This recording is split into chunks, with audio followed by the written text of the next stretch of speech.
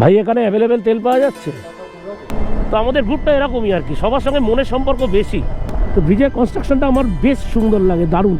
তো বন্ধুরা, বেশ কিছুদিন ধরে সোশ্যাল মিডিয়াতে দেখছি যে নতুন ব্রিজ নাকি খুলে গেছে ফারাক্কা। দেখো, এটা হচ্ছে ভিউ। তো গুড ইভিনিং বন্ধুরা, গুড ইভিনিং।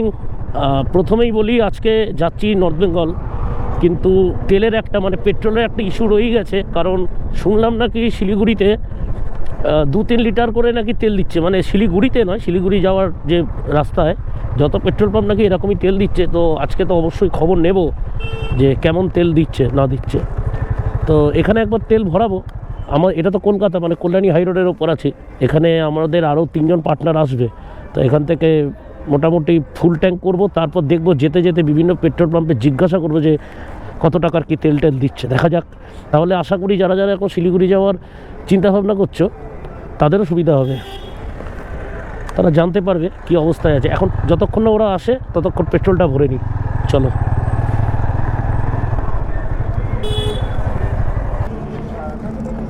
ব্যাস ব্যাস ব্যাস ব্যাস ব্যাস ব্যাস অনলাইন 1125.24। গুড ইভিনিং বন্ধুরা, গুড ইভিনিং। সব পার্টনাররা চলে এসছে এখানে, সব বাঁধাবুধি করছে। ওদিকে সূর্য অস্ত যাচ্ছে, এখন ঘড়িতে বাজে 5টা 40। এখানে প্রায় আমরা আধ ঘন্টা 45 মিনিট দাঁড়ালাম, কারণ রোদ্দুরটা পুরো নাইট রাইড যখন করবো তাহলে আর রোদ্দুরটা কেন গায়ে মাখবো।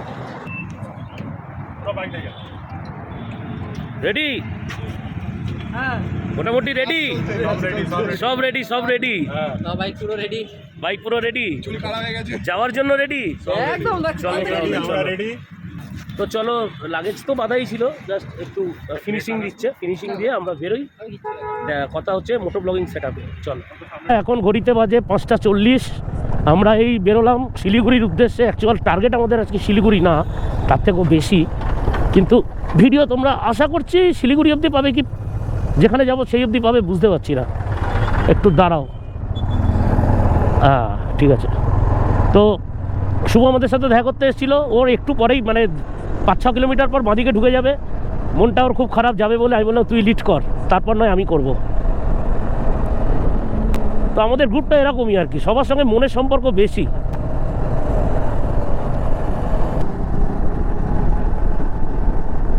তো শুভ এখান থেকে চলে যাবে, ওরা বোনের বিয়ে, নইলেও আমাদের সাথে যেত। তারপরে ওর যে ছোট পুচকাটা আছে তারও পরীক্ষা চলছে, ও যেতে পারলো না।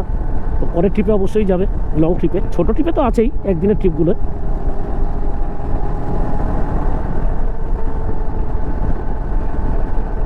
টাটা টাটা, ফোন করবো রাত্রিরে, কোনো জায়গায় দাঁড়িয়ে ফোন করবো তোকে। টাটা।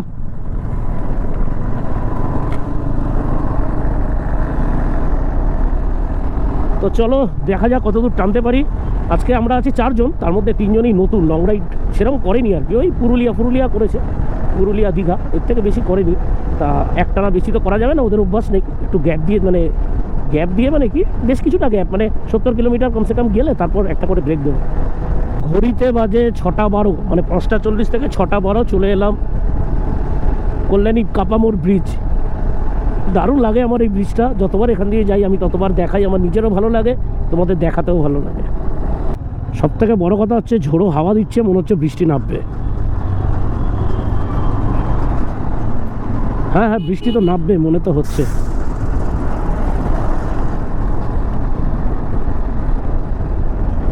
তা আমরা এই কাপামোড় থেকে উঠবো NH12। তো ভিউয়ার্স, এটা আমাদের আজকের ডেটের প্রথম টোল প্লাজা। এটা হচ্ছে বারাসাত কৃষ্ণনগর টোল সেকশন। আজ থেকে 1 মাস আগেও এখান দিয়ে গেছিলাম, তোমরা সেই ভিডিও দেখেছো কিনা জানি না। ভোটের আগে ছিল, যা অবরোধ ছিল, সে রাস্তায় আগুন জ্বলছে, এইরকম অবস্থা। ভিডিওটা না দেখে থাকলে আগে দেখে নাও, কিন্তু এই ভিডিওটা আগে দেখে নাও তারপর। কারণ এখনও খুব একটা টেনশন ফ্রি নই, কারণ শুনলাম 2-3 লিটার তেল ছাড়া নাকি ওখানকার পাম্পে নাকি তেল দিচ্ছে না। এই নিয়ে আমি একটু দুবিধায় আছি। তো অবশ্যই তোমাদের দেখাবো তেল দিচ্ছে কি দিচ্ছে না। এখন তো আপাতত ফুল ট্যাঙ্ক আছে। তো চলো, এখন তো আর কোথাও দাঁড়াবো না, দাঁড়াবো হচ্ছে কৃষ্ণনগরে। তাও সেটা ওই 10 মিনিটের মতন ব্রেক, চা খাওয়ার ব্রেক। ভাই বাসগুলো কি যাচ্ছে, মানে এত জোরে যাচ্ছে, আমাকে তার থেকে স্পিডে না টানলে ওদের পিছন পিছন থাকতে হবে। তাতেই দেখছি 90-95 এ বাসগুলো যাচ্ছে। নাইট রাইডিং এর মধ্যে একটা অন্যরকম জোশ আছে, জোশ রিয়েলি বলছি। যতই তুমি দিনের বেলা বেরো, সকালবেলা বেরো,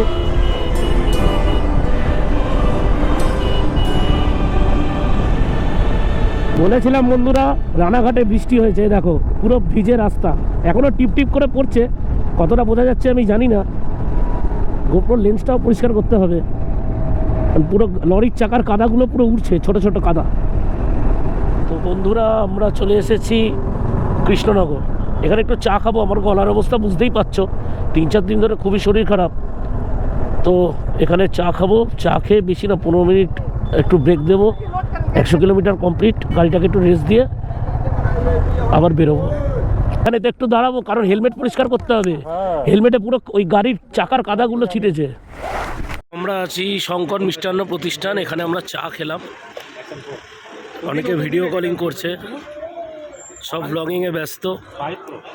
তো এখান থেকে বেরিয়ে যাব একটু পরেই মানে 10 মিনিটের একটা ব্রেক দিয়েছি, গাড়ির ইঞ্জিনটা একটু ঠান্ডা হোক, তারপরে আবার 100 কিলোমিটার, আরও 100 কিলোমিটার যাবো, তারপর একটা পেট্রোল পাম্প বা কোনো কিছু একটা সেফ জায়গা দেখে ব্রেক নেবো আবার।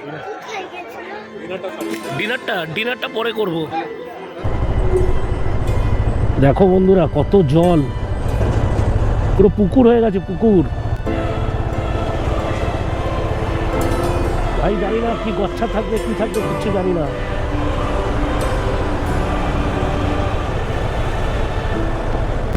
সারা প্যান্টটা ভিজেই গেল, প্যান্ট তো ভিজেই গেল। তোমারও ভিজেছে? হ্যাঁ তোমারও ভিজেছে, অনেকটা জল। আমরা ক্রস করছি বেথুয়া ডগরি অভয়ারণ্য, পুরো অন্ধকার আর অন্ধকার, দেখো রাস্তায় কোনো আলো নেই। থ্রিল।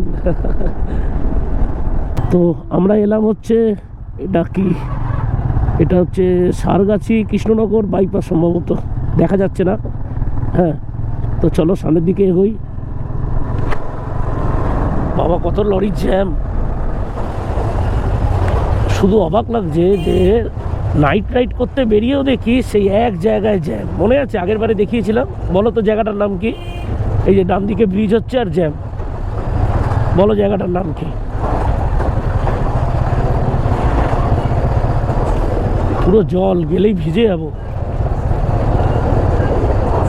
মিডিল দিয়ে যা, পা নইলে ভিজে যাবে, মিডিল দিয়ে যা।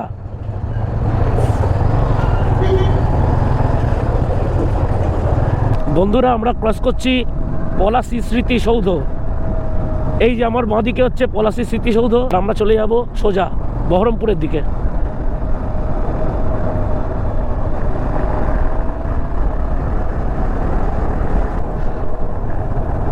তো বন্ধুরা বাঁদিকে চলে যাচ্ছে বহরমপুর টাউন, আর আমরা ধরবো সোজা বহরমপুর বাইপাস।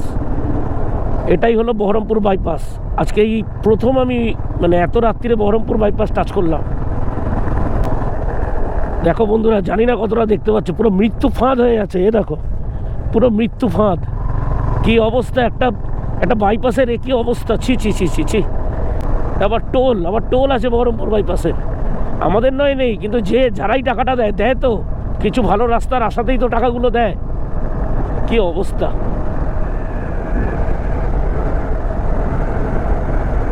তো আমরা চলে এলাম বহরমপুর ফারাক্কা টোল প্লাজা। ফারাক্কা এখান থেকে 84 কিলোমিটার।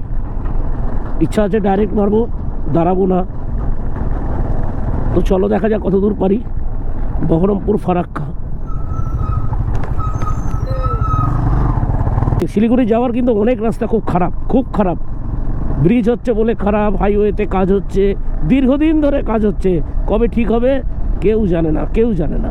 কিন্তু খোঁড়াখুড়ি দেখি, কাজ আর কি হচ্ছে কোনো মানে আমি তো সেরকম দেখলাম না। যাই হোক, আমরা এখন আছি পলসন্ডা, আমরা ফারাক্কার দিকে এগোচ্ছি। ফারাক্কা এখান থেকে 83 কিলোমিটার। ঠিক আছে 535। এখন কি তেল অ্যাভেলেবেল দিচ্ছে না? সেই অ্যাভেলেবেল। আমাদের ওদিকে কিছু জায়গায় আবার 2 লিটার দিচ্ছে, 3 লিটার দিচ্ছে না। শিলিগুড়ি বেরোনোর সময় আমাকে একজন বললো সব করে নিতে, খবরটা নিয়ে নিতে। বন্ধুরা আমি পলসনটা ক্রস করে একটা জায়গায় দাঁড়ালাম। হ্যাঁ, সামনে হচ্ছে উমরপুর, তার আগেই একটা পেট্রোল পাম্প। সেখানে বললো তো তেল দিচ্ছে, কিছু কিছু জায়গায় নাকি দিচ্ছেও না, আমি খবর পেয়েছিলাম। তাই আমি তোমাদেরকে এটা আমি জাস্ট দেখিয়ে দিলাম, বুঝলে তো?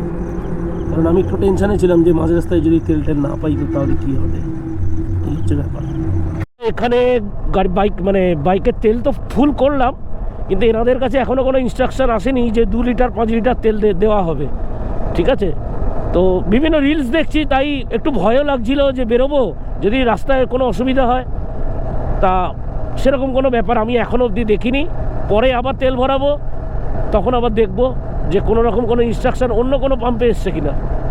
তো বন্ধুরা আমরা চলে এলাম মোরগ্রাম, মোরগ্রামটা হচ্ছে বাঁদিকে, এদিক দিয়ে তারাপীঠ যাওয়া যায়।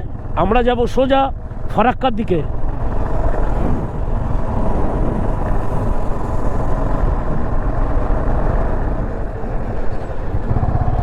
বহুত জোরে বৃষ্টি নামবে, আমরা পেট্রোল পাম্পে দাঁড়াবো এখন। বিয়ে রাইড হচ্ছে এত, এগুলো কি, এটা কি জুতো এটা? নিচে থেকে উপরে পুরো হেলমেটের অবস্থা। ভাই চকচকে করে গাড়ি এনেছিলাম, বাইক, ঠিক আছে, কি কাদায়। ইস, ক্যামেরাটা দেখবে, এ দেখো ক্যামেরা ভাই, খুব খারাপ অবস্থা। এই দেখো দেখেছো, বিভৎস খারাপ অবস্থা। দীপদা ময়লা করেছে আমাদেরকে। এই শিলিগুড়ির রাস্তা কিন্তু মানে ঠিক হওয়া দরকার, পরিষ্কার কথা। কলকাতারও শিলিগুড়ি একটা ব্র্যান্ড, মানে যে কোনো রাইডারদের একটা স্বপ্নই বলা যায়। সত্যি লাদাখ যাদের সম্ভব হয় না, আমাদের মতো নিম্নবিত্ত বা মধ্যবিত্ত ঘরের ছেলে যাদের সবসময় লাদাখ সম্ভব হয় না, অবশ্যই মানে শিলিগুড়ির রাস্তা ভালো হওয়া দরকার। আমি জানি না, আমরা একটা পেট্রোল পাম্পে আছি, হ্যাঁ, এইগুলো কী রাস্তা এগুলো, মানে বাজে কথা বেরিয়ে যাচ্ছে মুখ দিয়ে ভাই, এগুলো কি রাস্তা? হ্যাঁ, দেখেছো কি অবস্থা, চারক্ষরেরা বানিয়েছে। দীপদার কথা, বৃষ্টি হলে কি করা যাবে? ওই কি আমি জানি না, এই রাস্তাগুলো কি চারক্ষররা বানায়? পুরো রাস্তার মিডিলে মানে প্রথমত ভেঙে ভুঙে তো পটহল। ভাইজারের অবস্থা দেখো। এগুলো কি? হ্যাঁ, আমাকে লাদাখ গেছি নাকি, ভদ্রভাবে বেরিয়েছিলাম রেনকোট ফেনকোট নিয়ে, এগুলো কি হয়েছে? হ্যাঁ, গাড়ি পরিষ্কার করে এসব কি হচ্ছে? পরিষ্কার করে খরচা করে আমি আবার পালিশ মেরে এনেছি, এটা নাকি পালিশ? আমারটা পরীক্ষা হয়েছে। এগুলো কি ভাই, এগুলো কি? তোমরা কমেন্ট করো তো, বলো তো এগুলো কি? দেখো আমরা তো সবসময় লাদাখ যেতে পারি না, জবাব চাই, জবাব। আর এই তো এত সুন্দর, আবার কি হলো? আর তোরা এইসব করে বেড়াচ্ছিস? হ্যাঁ, আমার কিছু বলার নেই। তোমরা কমেন্ট বক্সে কমেন্ট করো, কলকাতা থেকে শিলিগুড়ির রাস্তা এইরকম কেন? আগের বারেও এসেছি যতবার, তাহলে এইরকমই রাস্তা। কোন চারক্ষরগুলো বানায় এই রাস্তা? বহরমপুর বাইপাস 4 বছর আগে ওপেন হলো, এখন খুলে খালে কি অবস্থা। হ্যাঁ, কি বলবো, নতুন জুতো দুজনের। সত্যি পায়ের অবস্থা দেখো লোকটার। দেখো এই পা নিয়ে এসেছি, ফোলা পানি এসছে বেচারা। কি হয়েছে? লোকে ঠিক পানিও বলছে যাবো, আর দাদা দেখো পা ফুলে গেছে, তাও এসছে। যাবো লাস্টে ঠিক পানিও আসতে পারছে না, ঠিক পানিও আসতে পারছে না।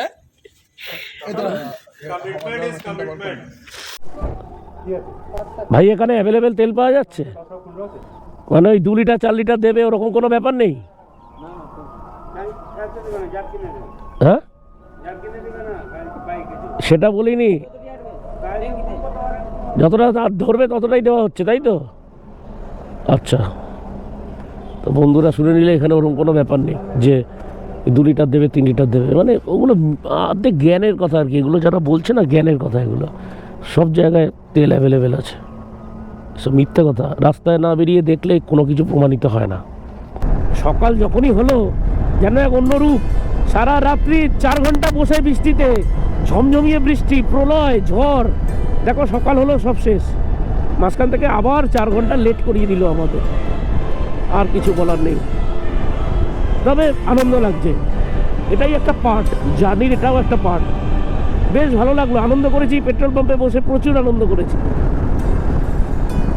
তো বন্ধুরা, বেশ কিছুদিন ধরে সোশ্যাল মিডিয়াতে দেখছি যে নতুন ব্রিজ নাকি খুলে গেছে ফারাক্কার। তো এরকম অনেক তো কথা হয়, তো একবার গিয়ে দেখি খুলে গেছে কিনা। বলছে নাকি খুলে গেছে, একবার গিয়ে দেখি। তো ব্রিজটা তো দারুণ বানিয়েছে, দারুণ, কোনো কথা হবে না, কিন্তু এখন জানি না যেতে দেবে। হ্যাঁ না না হ্যাঁ, কেউ বলছে হ্যাঁ, কেউ বলছে না। এখানকার সাধারণ পাবলিকও বলতে পারছে না।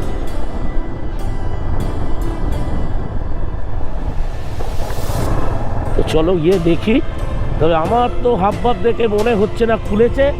এটা একটা পুরো মিথ্যে কথা চলছে। এখানকার পাড়ার লোকেরা, যারা আশেপাশের পাড়ার লোক, তারা এখানে এসে সন্ধ্যেবেলা আড্ডা মারে, ঠিক আছে? এই হচ্ছে ব্যাপার। দূরে দেখা যাচ্ছে ফারাক্কা ব্যারেজ, ওই হচ্ছে পুরনো ব্রিজ। হ্যাঁ, তবে জানি না যেতে দেবে কিনা, মনে হচ্ছে না যেতে দেবে। তো এই মিথ্যে কথাগুলো বা সত্যি কথা কোনটা, এটা তো জানাটা দরকার, তাই না? দেখি, জিজ্ঞাসা করি। এখানে তো কেউই নেই, রাস্তাও বন্ধ, মানে যেতে দেবে না, ঠিক আছে? তবে অসাধারণ জায়গা। এইরকম তোমাদের ফারাক্কা ব্যারেজ কে দেখিয়েছে আমি জানি না। সুন্দর জায়গা। আমি প্রচণ্ড পরিমাণে, মানে কি বলবো, আমার কোনো ভাষা আসছে না। কি জায়গা দেখো, কি জায়গা। ও দেখো, এটা হচ্ছে ভিউ। ওইটা হচ্ছে পুরনো ব্রিজ, আর এটা হচ্ছে নতুন ব্রিজ। চালু হয়নি বন্ধুরা, তোমরা দেখতেই পাচ্ছ কি অবস্থায় আছে, চালু হয়নি, ঠিক আছে? এসব মিথ্যা কথা। চালু হয়ে গেছে, এই যাবে ওই যাবে, মিথ্যা কথা এগুলো। ওই কিছু কিছু রিলসে যেগুলো দেখেছো, ওই সন্ধেবেলা এসে এখানটা কিছু লোক বসে, আড্ডা ফাড্ডা মারে, আবার বাড়ি চলে যায়। ওপারটায় কিন্তু যেতে দেয় না, এটাই মেন কথা। ফারাক্কা ব্রিজ চালু হবে আমি যতটুকু জানি 22শে ডিসেম্বর, আমার কাছে যা খবর আছে। সেটা আরও লেটও হতে পারে, কিন্তু আগে হবে না। এই হচ্ছে ব্যাপার। ঝড়ের গতিতে এখানে গাড়ি যাবে, সে বাইক হোক, 4 হুইলার হোক, ঝড়ের গতিতে যাবে। কি অসাধারণ দেখতে না? হ্যাঁ, ফারাক্কা ব্রিজের ওপর দিয়ে যখন যাও, ব্যারেজটা কি দেখতে পাও? দেখতে পাও না। আমি তোমায় দেখাচ্ছি, দেখো, গোপ্রোতে বোঝা যাবে না। দাঁড়াও, আমি ক্যামেরাটা আনি, দেখাচ্ছি। তো বন্ধুরা, তোমরা কি দেখতে পাচ্ছ? এই হচ্ছে ফারাক্কা ব্যারেজ, আর ব্যারেজগুলো খোলা, দেখেছো? আমরা যখন ওই ব্রিজের ওপর দিয়ে যাই, কখন আমরা এই মানে ব্যারেজ, এই গেটগুলো কিন্তু দেখতে পাই। আর এটা হচ্ছে নতুন ব্রিজ, কনস্ট্রাকশনের কাজ এখনো হচ্ছে, ঠিক আছে? দেখেছো?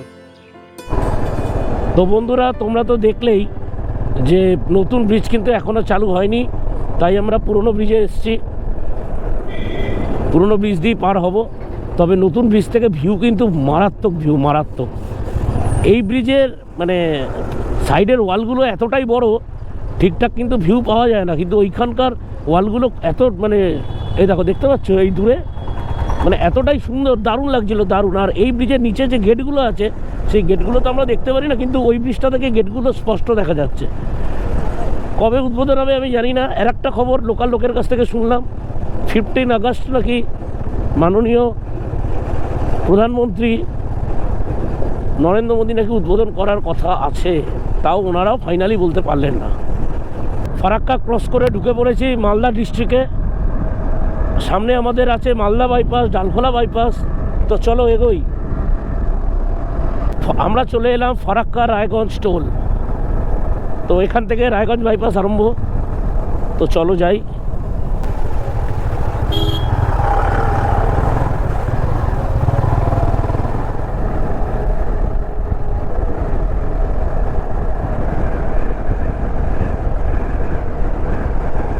তো বন্ধুরা, আমরা আছি কালিয়াচক। সকাল বলে এখনো অতটা জ্যাম পাইনি। তো চলো, পাইনি যখন, ভাগ্যটা হয়তো ভালোই। চলো বেরিয়ে যাই। আমরা চলে এলাম ফারাক্কা রায়গঞ্জ টোল প্লাজা। শিলিগুড়ির রাস্তা কিন্তু মানে 80% ভালো, 20% কিন্তু খারাপ। আর যে 20% খারাপ, ওই খারাপ রাস্তার চক্করে কিন্তু সময়টা বেশি লেগে যায়। নইলে সাধারণত শিলিগুড়ি 12 ঘন্টা থেকে 14 ঘন্টা এর মধ্যেই ঢোকা যায়। জায়গাগুলোকে ঠিক করছে না, কবে ব্রিজ হবে তার জন্য সেই 7-8 বছর ধরে রাস্তা ওই রকমই পড়ে আছে। কি বলবো, যুক্তিগুলো বুঝে পাই না। ও কি রাস্তা দেখেছো, কিছু বলার নেই। অসাধারণ রাস্তা, অসাধারণ। এখানে ডালখোলা বাইপাস শেষ হলো। আমরা চলে এলাম পূর্ণিয়া মোড়। তো চলো এখান থেকে নেব রাইট সাইড।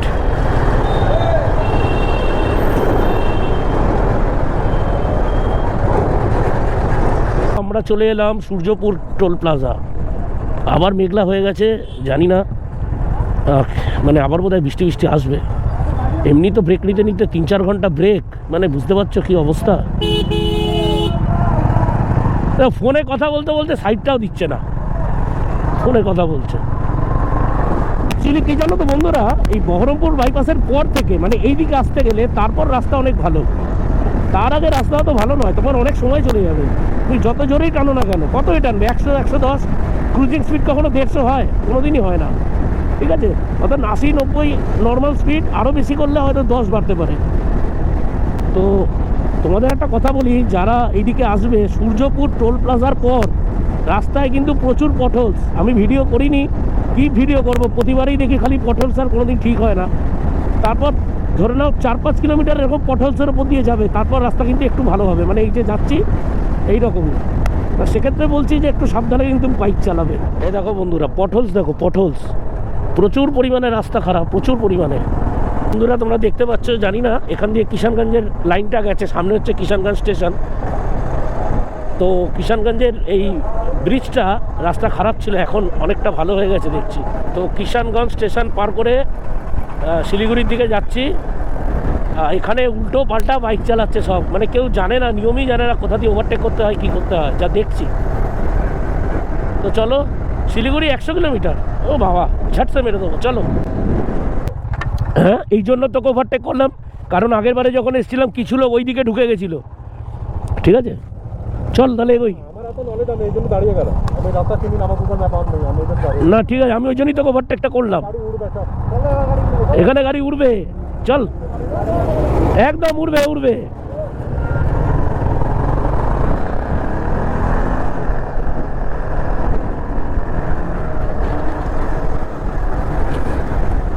তো বন্ধুরা, আমার মনে হয় পশ্চিমবাংলার মধ্যে, মানে পশ্চিমবঙ্গের মধ্যে ইসলামপুর বাইপাস হচ্ছে সব থেকে ভালো রোড কন্ডিশন, সব থেকে ভালো রোড কন্ডিশন ইসলামপুর বাইপাসে। এগুলো এখন টুকটাক হয়েছে বলে, নইলে রাস্তা ইসলামপুর বাইপাস দারুণ দারুণ।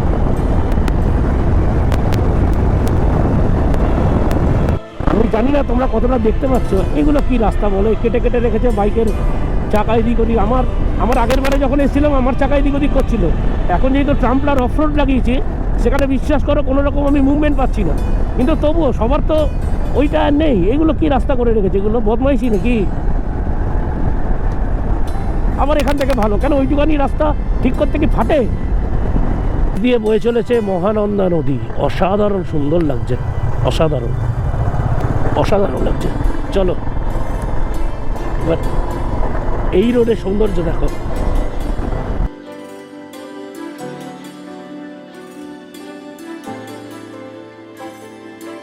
এই রোডটার সিনিক বিউটি কিন্তু দারুণ, দেখো টোটাল গ্রিন। আর এবারে বৃষ্টিটাও ভালোই হয়েছে।